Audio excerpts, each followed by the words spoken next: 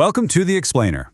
Today, we are diving into an absolutely incredible medical case study where the calm precision of an entire medical team was put to the ultimate test. So let's get right into it. How does something as common as a knee repair, a procedure done thousands of times a day, suddenly turn into a high-wire act where every single second counts? Well, that's exactly what we're going to break down.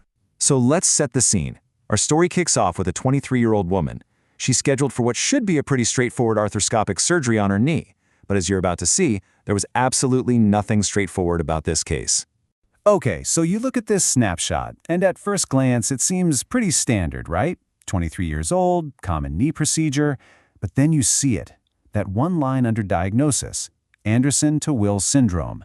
And that diagnosis, well, it changes everything. It immediately bumps her risk level way up to an ASA 3, which tells the medical team they're dealing with a severe systemic disease. So you're probably asking, what in the world is Anderson-Towle syndrome?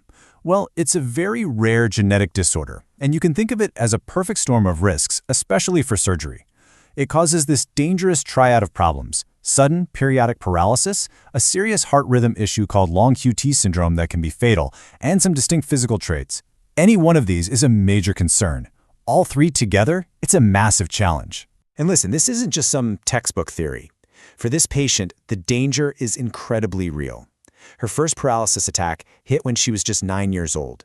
She's had 4 more in just the last few years, triggered by the stress of pregnancy and another surgery. Just 2 years ago, she had a life-threatening arrhythmia that was so bad she needed a defibrillator implanted in her chest. And most tragically of all, her own brother, who had the exact same condition, died suddenly from a cardiac event. The stakes could not be higher. So, with risks this immense, the team couldn't just walk into the OR. No way.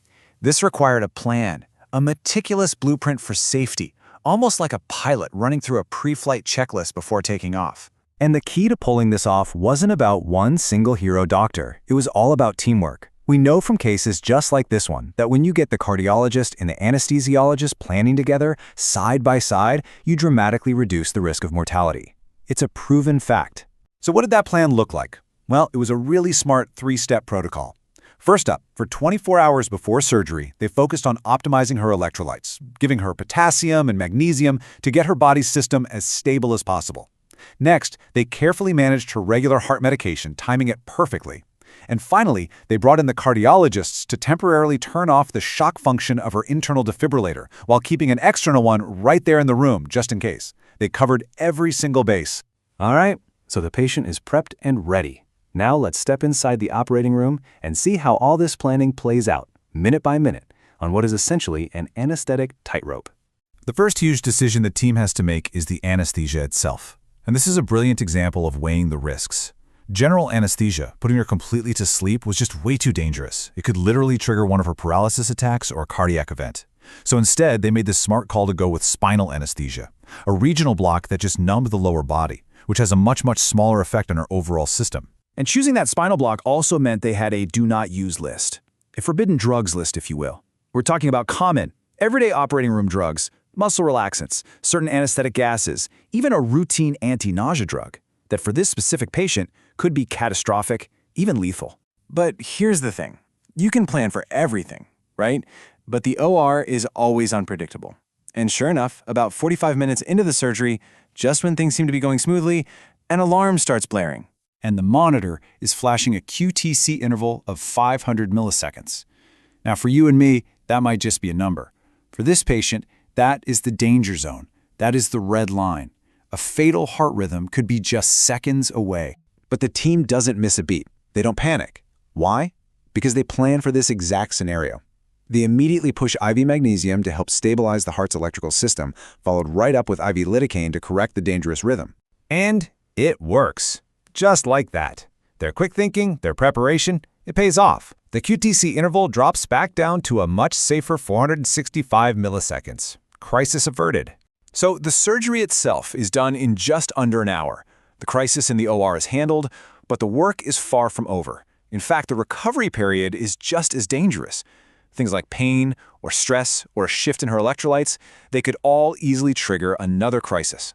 So she's moved to the ICU, and she's put on this super strict monitoring schedule. I mean, they're checking her heart rhythm every 4 hours, her potassium levels every 8 hours. Pain is carefully controlled. Even her first steps just 8 hours later are watched like a hawk. There is zero room for error. So what can we learn from all this? This amazing case really gives us 3 powerful lessons, key takeaways that can literally save lives when managing any high-risk patient. Lesson number 1. Choose the right tool for the job. Simple, right? But that choice of spinal anesthesia wasn't just a minor detail. It was the foundational strategic decision that made everything else possible in a patient whose body was basically a physiological minefield. Lesson number 2.